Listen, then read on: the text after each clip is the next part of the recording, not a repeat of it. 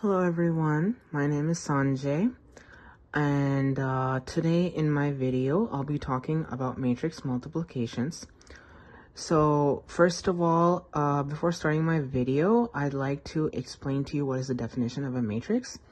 So a matrix is a rectangular array of numbers, symbols, and expressions. And the example that I'll be using is from the Knowledge Check 12, question 5.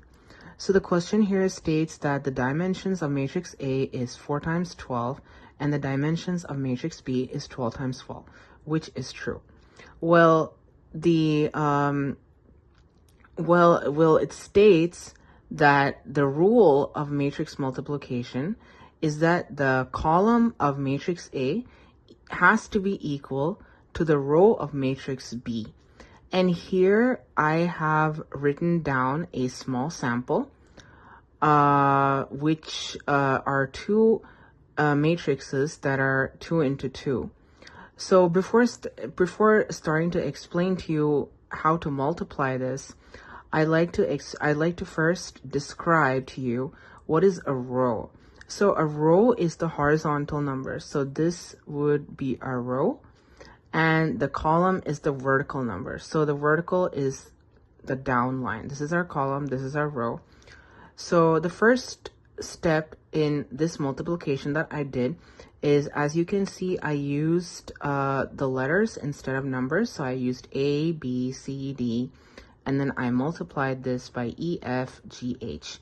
So the first step I'm going to do is I'm going to take my first element, that is A, and that is A in matrix A, and I'm going to multiply it by the first element in matrix B. So I'm going to take A and E, and I'm going to write that here. And next, what I'm going to do is I'm going to take my second element of matrix A in the top column, and I'm going to multiply that by G, which is the bottom, which is in the bottom of matrix B, and it's the first element. So I'm going to multiply B and G. And once I get B and G and A and E, I'm going to add these two values, and this is going to give me my first element in our new matrix.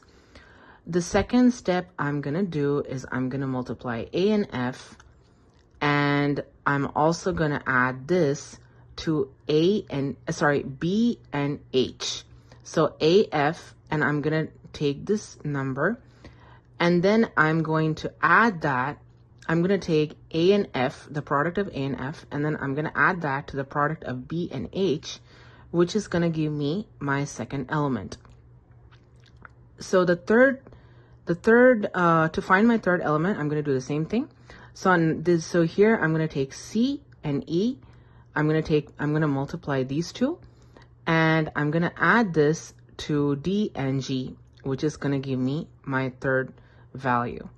And last but not least, I'm going to take C and F.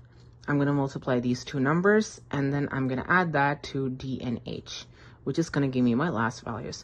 So by adding all of these values, I know we cannot add them because they are all letters instead of numbers. But if these were all numbers, we add this, then this would give us our new matrix.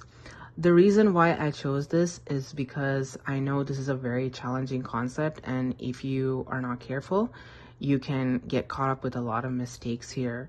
So a lot of practice and a lot of efforts and practice can get you mastered in this concept. I really hope you liked this video, and please let me know if you have any comments. Thank you.